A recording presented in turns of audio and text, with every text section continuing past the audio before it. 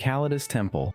The Callidus Temple specializes in infiltration and deception. These assassins are masters of disguise, trained to become anyone, anywhere. Their most important tool is polymorphine, a rare and unstable drug that allows them to reshape their body on command, altering muscle, bone, voice, even their sex and species. Most Callidus assassins are female since polymorphine is known to work best on them. With enough training, they can embed themselves within enemy ranks for months or even years. They might replace a trusted advisor, impersonate a high-ranking officer, or slip into a cult's inner circle, all to gather intel or wait for the perfect moment to strike. Their weaponry reflects their need for precision and adaptability. Their phase swords flicker between dimensions to bypass armor. Neural shredders fry nervous systems at close range, and poison blades are used to finish a kill quietly. Everything they carry is designed for minimal noise and maximum impact. Not every mission is about the kill. Sometimes a Callidus is sent to destabilize a regime from within, sowing doubt, turning allies against each other, and collapsing a system before a shot is even fired. One of the most famous assassinations in Imperial history was carried out by a Callidus agent named Mishen, who was sent to kill the Primarch Conrad Kurz. Kurz allowed it to happen, claiming it was prophesied, but it still stands as one of the Assassinorum's most significant operations. Eversor Temple. The Eversor Temple is what happens when the Imperium decides subtlety is optional. Where most assassins operate with finesse, the Eversor is dropped into a war zone to cause total chaos.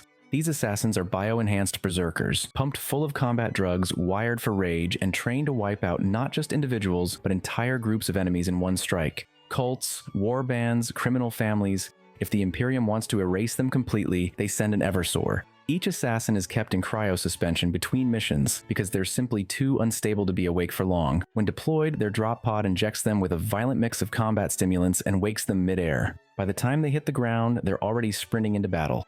Eversors are equipped with a neurogauntlet, a vicious claw loaded with lethal toxins, and an executioner pistol that combines bolter rounds and toxin darts, but most of the time, they just tear through enemies with their power sword, fueled by pain suppressants and muscle enhancers that let them slash through armor and rip heads clean off. If they die during a mission, they still take enemies with them. The chemicals in their system are so unstable that death triggers a self-destruct, essentially turning their corpse into a high-yield bomb.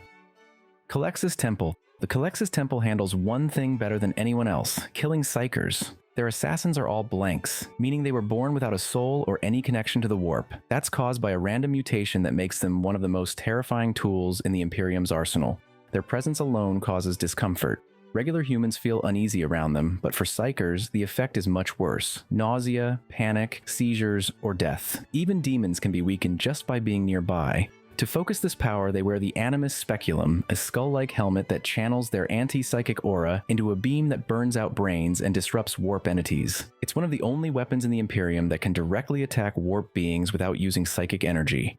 They're equipped with stealth suits that allow them to move nearly unseen, and they prefer to operate that way, slipping into enemy territory, causing confusion and collapse before anyone realizes what's happening.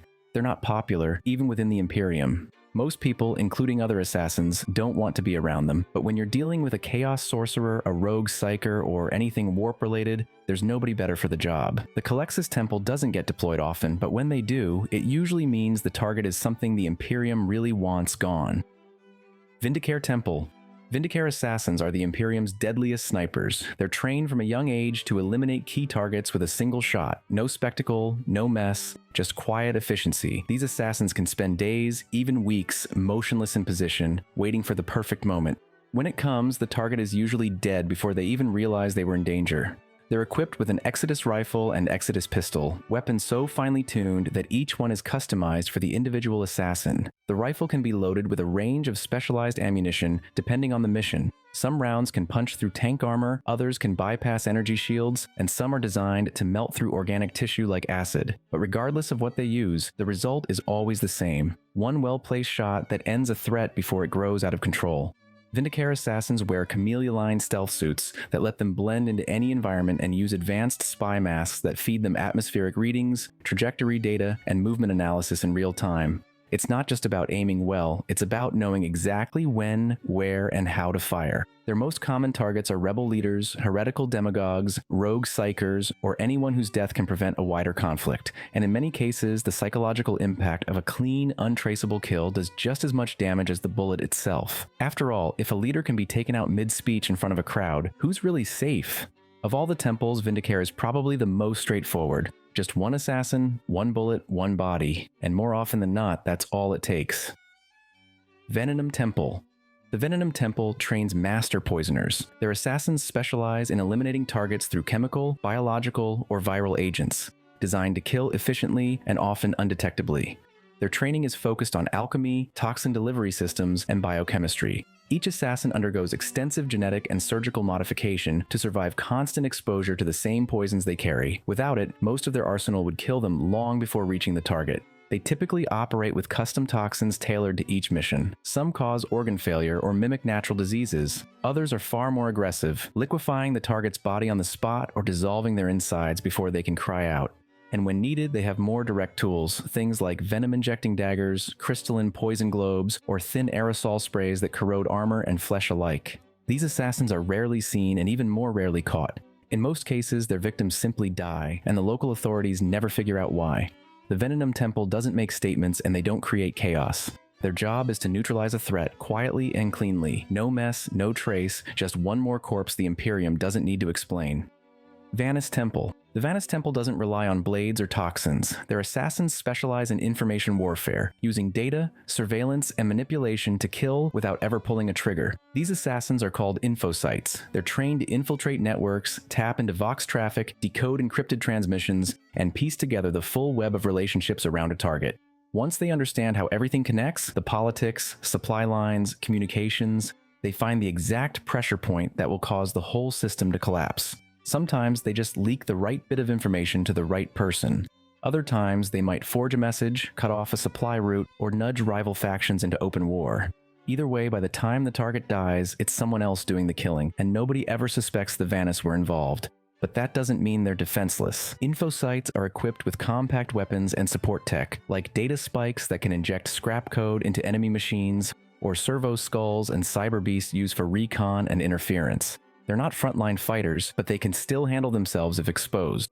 Most of their missions never make it into the records. The kill is clean, the cause is indirect, and the enemy doesn't even realize what happened until it's too late.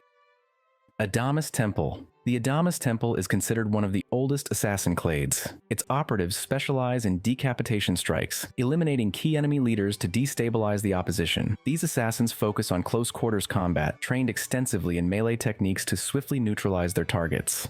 Their primary weapon is the Nemesis blade, a finely crafted sword designed for precision and lethality. In addition to their swordsmanship, they are equipped with a bolt pistol, providing versatility in various combat scenarios. Adamus assassins are known for their ability to study and exploit their enemies' weaknesses, ensuring that their strikes are both effective and efficient. Their approach is straightforward: identify the target's vulnerabilities and execute the mission with minimal collateral damage. While they may not possess the specialized tools of other clades, such as the psychic nulls of the Culexus or the brutality of the Eversor, the Adamus Temple's strength lies in its direct and disciplined methodology. Their presence is a clear signal that the Imperium seeks a swift and decisive resolution to a threat. Maerorus Temple.